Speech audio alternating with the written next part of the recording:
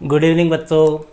देखो बच्चों, जैसा कि आप सबको पता है कि कल अपने इतिहास का पेपर है, इसीलिए कहा है कि यही रात अंतिम, यही रात भारी। तो कहने का मतलब बच्चों, आज की अपनी जो ये क्लास है, ये क्लास सिर्फ आपको एक मोटिवेट करने के लिए, आपको एक गाइडेंस देने के लिए कि अपने इतिहास का पेपर किस प्रकार से करें कि अपने अच्छे से अच्छे अंक प्राप्त कर सके। कई स्टूडेंट के मेरे पास में कमेंट आ रहे हैं कि सर हमारा पेपर पूरा नहीं हो रहा है, और इतिहास एक ऐसा सब्जेक्ट है जिसमें और भी ज़्यादा समय लगता है, क्योंकि एक लेंथी पेपर होता है इतिहास का। तो उसको अपने निर्धारित समय में कैसे पूरा करें, हिस्ट्री का पेपर अपने कैसे सोल्व करें। दूसरा है भैया, अपने अच्छे अंक प्राप्त करने के लिए अपने किस प्रकार से कॉपी में लिखे कि जो एग्जामिनर है वो अपने से प्रभावित होकर अपने को अच्छा स्कोर दे सके। और तीसरा पॉइंट है भैया, सबसे पहले कौन सा खंड करें। इन तीनों बिंदुओं के ऊपर अपने आज की इस क्लास में चर्चा करेंगे। और मेरे ख्याल से अपने जो तरीका, जो एक सिस्टम, आपको जो रूल्स आपको मैं बताने जा रहा हूं, अगर आप उनको फॉलो करते हो तो मेरे ख्याल से आप एक अच्छी स्कोरिंग प्राप्त कर सकते हो। समझ रहे हो? बस घबराना नहीं है, जितना आपने पढ़ लिया वो बहुत पढ़ लिया, ये मान के चलो आपने जितना तैयार कर लिया वो बहुत है। डरना नहीं है भैया, क्योंकि किसी ने कहा भी है, एक पुरानी कहावत है कि जो डर गया वो मर गया, इसलिए डरना नहीं है। हालांकि मैं भी मानता हूं इतिहास एक डिफिकल्ट सब्जेक्ट है, लेकिन इतना भी डिफिकल्ट नहीं है जितना अपने उसको बना रहे हैं। बस अपने को करना क्या है, अब थोड़ा सा जो अपने पढ़ चुके हैं, अब नया कुछ भी मत पढ़ो, जितना आपने पढ़ लिया है उसको बस एक दो बार अगर हो सके तो आप रिवाइज मार लो, और माइंड को बिल्कुल रिलैक्स रखो, एकदम आराम से रात को भरपूर नींद लो, पूरी 7 से 8 घंटे की नींद पूरी करो, सुबह आराम से फ्रेश वगैरह होके आराम से आपको पेपर देना है। अब देखो भैया, सबसे पहले अपने इस पॉइंट पे चर्चा करते हैं कि सर इतिहास का पेपर निर्धारित समय में कैसे पूरा करें, क्योंकि कई स्टूडेंट के कमेंट आ रहे हैं। अभी तो आपके जैसे पॉलिटिकल का पेपर भी होगा, हिंदी साहित्य का पेपर भी होगा, ये ऐसे पेपर है भैया जो पूरे 80 नंबर के होते हैं, और इनमें नंबर अपने क्वेश्चन छूटने की संभावना रहती है। समझ रहे हो? हालांकि जैसे जियोग्राफी का हुआ था वो 56 नंबर का था, उसमें इतने बड़े क्वेश्चन नहीं आते जितने अपने हिस्ट्री में आते हैं, जितने अपने पॉलिटिकल में आते हैं। तो यहां पर अपने को देखो भैया कैसे करना है वो थोड़ा सा आपको मैं बता रहा हूं। जैसे मान लो भैया अपना पहला क्वेश्चन आएगा प्रश्न नंबर 1, इसमें अपने कितने क्वेश्चन आएंगे? 12 क्वेश्चन आएंगे। और 12 क्वेश्चन कैसे आएंगे? अपने एब्बासिद वाले आएंगे। सीधा सा पता है, आपको पूछ ले कि मौर्य सम्राट अशोक कौन से वंश का, ये सॉरी, अशोक कौन से वंश का शासक था? 4 ऑप्शन दे दिए उसने, गुप्त है, मौर्य है, सातवाहन है, कुषाण है। अगर आपको आ रहा है तो मेरे ख्याल से उसमें आपको टाइम नहीं लगना चाहिए। तो कहने का मतलब हो गया, ये 12 क्वेश्चन जो है वो अपने कितने मिनट में पूरे कर सकते हैं? आसानी से 12 मिनट में पूरे कर सकते हैं। अब यहां पर आपको क्या ध्यान रखना है, क्या गलती नहीं करनी है? इन 12 में से जो आपको नहीं आ रहा है उसको छोड़ दो भैया। जो क्वेश्चन आपको नहीं आ रहा है, जैसे मान लो पहले का चौथा है, इसका आंसर आपको नहीं आ रहा है, तो उसको एक बार छोड़ दो, उसमें टाइम वेस्ट मत करो, किसी से पूछने की कोशिश मत करो, दिमाग पे प्रेशर मत डालो, क्योंकि हो सकता है अपने सोचने में, टाइम वेस्ट करने में अपना समय निकल जाए। आप सोच रहे हो इसका उत्तर क्या होगा, किसी को पूछने की ट्राई कर रहे हो क्या होगा, फिर भी अपने को उत्तर नहीं मिल रहा, और उसमें अपने 5 से 7 मिनट खराब हो गए। तो ऐसा आपको नहीं करना है। जो नहीं आ रहा है उसको छोड़ दो, जो आ रहे हैं उनको करते रहो, ठीक है? तो मेरे ख्याल से इन 12 क्वेश्चनों को आप 12 मिनट में आराम से कर सकते हो, कोई दिक्कत नहीं है। बस इन समय का ध्यान रखना है, जो मैं समय बता रहा हूं उससे एक्स्ट्रा समय आपको नहीं लेना है, ठीक है? सेकंड क्वेश्चन आएगा भैया आपका प्रश्न नंबर 2 जो आएगा, उसमें अपने 6 क्वेश्चन आएंगे फिल इन द ब्लैंक्स वाले। उनमें भी अगर 6 क्वेश्चन को अपने आराम से 6 मिनट में कर सकते हो। जो नहीं आ रहा है उसको छोड़ दो, पूरा क्वेश्चन आपको नहीं लिखना है, बस जो फिल इन द ब्लैंक्स में क्या आएगा उत्तर वही आपको लिखना है, पूरा नहीं लिखना है। ध्यान रखना है इस बात का, ठीक है? फिर भैया तीसरा क्वेश्चन आता है आपके प्रश्न नंबर 3। ये आते हैं आपके अति लघुत्रात्मक।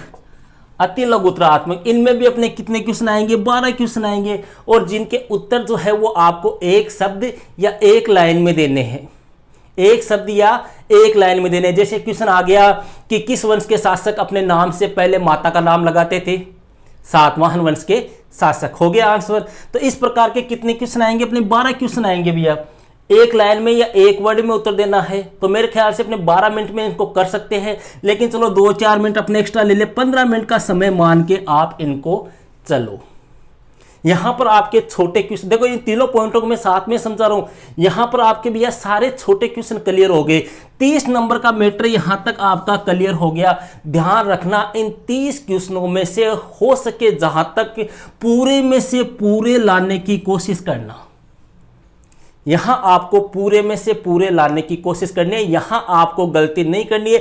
जो क्वेश्चन नहीं आ रहा है भैया उस क्वेश्चन को छोड़ दो, उसको लास्ट में कर लो। हो सकता है आपको याद आ जाए, हो सकता है आपको किसी से पूछने का मौका मिल जाए, हो सकता है आपका कोई फ्रेंड आपको बता दे, हो सकता है कोई टीचर बता दे, कुछ भी हो सकता है। लेकिन गलती मत करना, छोड़ना नहीं है, ठीक है। एक बार छोड़ तो नहीं आ रहा है, लेकिन लास्ट में अगर फिर भी कुछ भी नहीं आ रहा तो कुछ भी उसमें करके आओ, लेकिन करना जरूर से है, छोड़ना नहीं है। यहां पर भैया मिस्टेक मत कर देना। और ये सारे क्वेश्चन जो है इनको अपने, देखो जैसे फर्स्ट क्वेश्चन है प्रश्न नंबर 1, ठीक है। प्रश्न नंबर 1 आएगा अपने वस्तुनिष्ठ प्रश्न वाला। अब इसका जो पहला है, पहले का जैसे मान लो उत्तर है अपने विजयनगर है, ठीक है। तो इसको ऐसे लिख देना विजयनगर, ठीक है।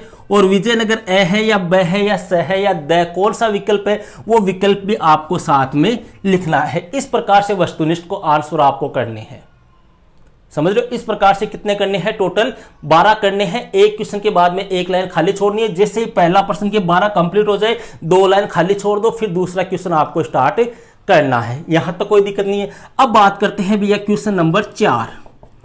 चौथा जो क्वेश्चन है भैया, चौथे क्वेश्चन से लेके 16वें क्वेश्चन तक जो क्वेश्चन होंगे वो होंगे अपने लघुत्तरात्मक। किस प्रकार के क्वेश्चन होंगे, लघुत्तरात्मक, अर्थात जो 2-2 अंक के आते हैं वही क्वेश्चन होंगे, ठीक है। और लगभग कितने क्वेश्चन हो गए, ये भी आपके 12 क्वेश्चन हो गए। और इनके उत्तर जो है वो आपको कितने देने हैं, 5 से 7 लाइनों में आपको इनके क्या देने हैं, आंसर देने हैं। अब यहां पर गड़बड़ होती है, यहां से अपना पेपर जो है वो स्टार्ट होता है वो ओरिजिनल। अब यहां पर देखो कई स्टूडेंट क्या करते हैं, क्वेश्चन कितने नंबर का आ रहा है, 2 नंबर का आ रहा है। 2 नंबर का क्वेश्चन पूछ लिया आपको, जैसे पूछ ले देवनाम पीरिये व पियदर्शी का अर्थ बताओ। देवनाम पीरिये व पियदर्शी का अर्थ बताइए। तो इसका सीधा सा उत्तर हो गया, देवनाम पीरिये का अर्थ है देवताओं का पीरिये, पियदर्शी का मतलब हो गया देखने में सुंदर। बस इतना ही उत्तर है। लेकिन अपने क्या करते हैं, उसको थोड़ा सा बढ़ा चढ़ा के इन्हीं 5-7 लाइन का जो उत्तर लिखना है उसको अपने कम से कम 10 से 15 लाइन में अपने लिख देते हैं। उससे क्या हो गया, अपना टाइम भी खराब हो गया। नंबर तो अपने को इतने मिलेंगे, लेकिन यहां पे क्या हो गया, समय खराब हो गया। तो यहां पे कितने क्वेश्चन आएंगे, 12 क्वेश्चन आएंगे भैया। अगर एक क्वेश्चन भी अपने नॉर्मली अगर 2 मिनट में करे तो 24 मिनट का समय होता है, ठीक है। लेकिन चलो अपने 3 मिनट मान के चल ले तो 36 मिनट आपको इसके मिल गई। यहां तक आपके 16 क्वेश्चन कंप्लीट हो गए। फिर 17 से लेके भैया 20 तक के जो क्वेश्चन है वो आएंगे दीर्घ लघुत्तरात्मक, ठीक है। दीर्घ लघुत्तरात्मक का मतलब हो गया इन प्रश्नों के उत्तर आपको 100 शब्दों में देने हैं और ये 3-3 अंक वाले आएंगे। 100 शब्दों का मतलब क्या हो गया, कम से कम 10 से 12 लाइन में आपको क्या देना है, उत्तर देना है। समझ रहे हो, मतलब इनसे थोड़ा सा बड़ा। इनका उत्तर अपने कितने लाइन में दे रहे हैं, 5 से 7 लाइन में दे रहे हैं। इनका उत्तर कितने लाइन में दे रहे हैं, अपने 10 से 12 लाइन में। समझ रहे हो। तो अब यहां पे देखो क्या होता है, 10 से 12 लाइन कर दो या 15 लाइन तक कर दो, ठीक है। अब यहां पर भैया अपने पास क्वेश्चन कितने हैं, 4 क्वेश्चन है। अगर एक क्वेश्चन में अपने 4 मिनट का भी समय ले, चलो 5 मिनट मान लो, 5 मिनट से ज्यादा नहीं लगता। इनमें क्वेश्चन कैसे आते हैं, जैसे मान लो मगध के सर्वाधिक शक्तिशाली होने के क्या कारण है, ठीक है। तो अपने कह सकते हैं मगध एक उपजाऊ क्षेत्र है, वहां पर कई नदियां पाई जाती है, आवागमन, नदियों के कारण आवागमन, एक प्रकार से आवागमन के साधन उपलब्ध है। वहां पे भरपूर मात्रा में खनिज पाए जाते हैं, वहां पर लोहे की खदानें पाई जाती है, वहां पर हाथी बहुत है। इन कारणों की वजह से मगध सर्वाधिक शक्तिशाली है। आंसर हो गया। लेकिन अपने क्या करते हैं, इसको यहां से लेकर यहां तक बढ़ा दिया, ये नहीं करना। जितना अगले ने पूछा है, नंबर देखो कितने नंबर का प्रश्न है, 3 नंबर का है। उत्तर कितने शब्दों में देने हैं, 100 शब्दों में देने हैं, अर्थात 10 से 12 लाइन, 13 लाइन, 15 लाइन कर दो अधिकतम, इससे एक्स्ट्रा नहीं करना है। कितने क्वेश्चन आएंगे, 4 क्वेश्चन आएंगे। अगर एक क्वेश्चन 5 मिनट में भी आप करते हो, ठीक है, तो भी अपने 20 मिनट होते हैं। चलो 5 मिनट और एक्स्ट्रा ले लो, 25 मिनट में आपको इन क्वेश्चनों को निपटाना है। फिर आते हैं भैया 21वां और 22वां क्वेश्चन, ये आएंगे अपने निबंधात्मक क्वेश्चन। कितने थे अंक के, 4-4 अंक के। कौन से क्वेश्चन आएंगे वो भी मैं आपको बता चुका हूं, कौन से चैप्टर से आएंगे वो भी मैं आपको बता चुका हूं। ठीक है। तो ये 4-4 अंक आएंगे भैया, इनके उत्तर आपको 250 शब्दों में देने हैं। 250 शब्दों का मतलब हो गया कम से कम 25 से 30 लाइन, समझ रहे हो। तो इन अगर 2 क्वेश्चन है, एक क्वेश्चन को करने में मान लो अपने जैसे आधा घंटा लग रहा है, तो 2 क्वेश्चन को आप आराम से 1 घंटे में कर सकते हो, समझ गए, 1 घंटे में आप कर सकते हो। लास्ट का आएगा आपका 23वां क्वेश्चन मानचित्र का, ठीक है। मानचित्र वाले में मान लो 5 मिनट आपने मानचित्र वाले में ले ली। अब देखो अपने टोटल कितना टाइम हुआ, 12 मिनट तो ये हो गए, 6 ये हो गए, 18 और 15 ये हो गए, 33 हो गई, 33 और 36 कितने हो गए, 33 ये 36 मिनट, ये 25 मिनट, ये यहाँ पर 1 घंटे का मतलब 60 मिनट और ये 5 मिनट। अब देखो 9 और 10 19, 159 मिनट हो गए।